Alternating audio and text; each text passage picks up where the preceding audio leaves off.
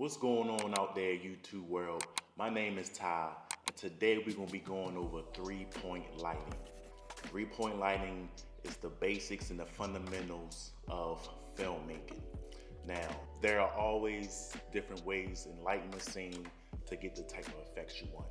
Natural light from the sun coming in the window. You can have diffuse light, harsh lighting, soft lighting. I will be giving 3 examples of a stylized lighting called Rembrandt lighting. Rembrandt lighting is when we have a key source on the subject's face and the other side of the face is more contrasty and more shadowy. It gives off a dramatic effect. So, three-point lighting is a system that separates the subject from the background. So we have 3 lights. We have the key light, which is the main light, the fill light, and we have the rim light, or some people call it hair light. But I like hair. We're gonna call it hair light. I like hair light. So what the key light do, the key light is the main source of light on the subject. It's the strongest source of light, and that's where most of the illumination will be. And then you have the fill light that kind of fills in the shadows on the other side of the subject. And then the hair light covers the top of the subject. If you're doing an interview style, then it'll be the top of the person's head. So with that being said, three-point lighting is a good tool to know, especially when taking it back to the basics. And this channel is basically here for beginner filmmakers like myself, and we can go on a path of creating something like you get the gist.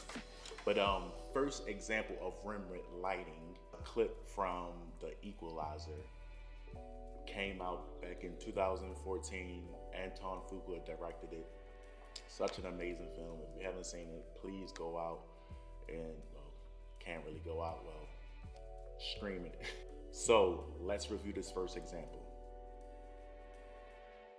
Look how the lighting in this scene is just so dramatic. It just fits the scene, it fits the vibe, and fits the suspense.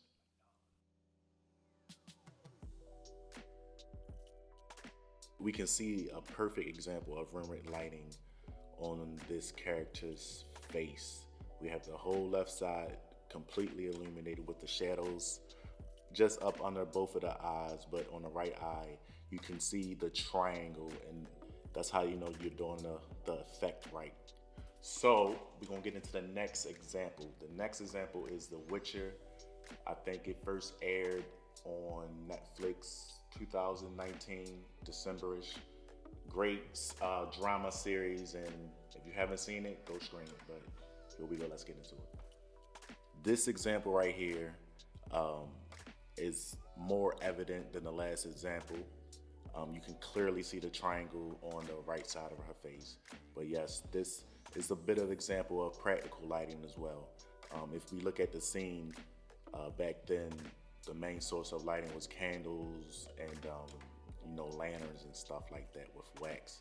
So the yellowish tint or the yellowish light they have diffused over the light source and shining on the queen's face definitely gives the vibe that is coming from a candle.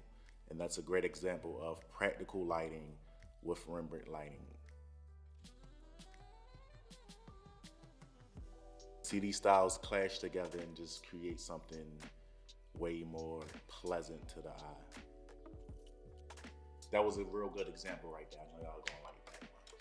So the last and final example is from the movie Inception, directed by the great Christopher Nolan.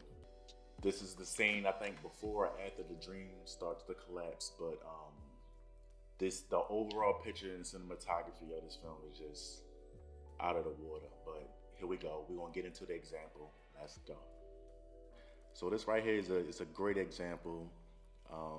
Obviously, this is a bigger light source because they're lighting 4 characters in one scene, and you can tell how the light source is coming from the left side of the screen, just waving across the screen and just illuminating all the characters. We can see how they're their faces are kind of, you know, divided with the light via the point of the light source. But there's good 3-point lighting kits on Amazon.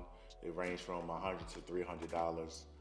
You can always rent equipment, and yeah, there's always ways of lighting, but don't let the lighting stop your creativity. There's always ways around things, and that's all I got for y'all, and I'm out.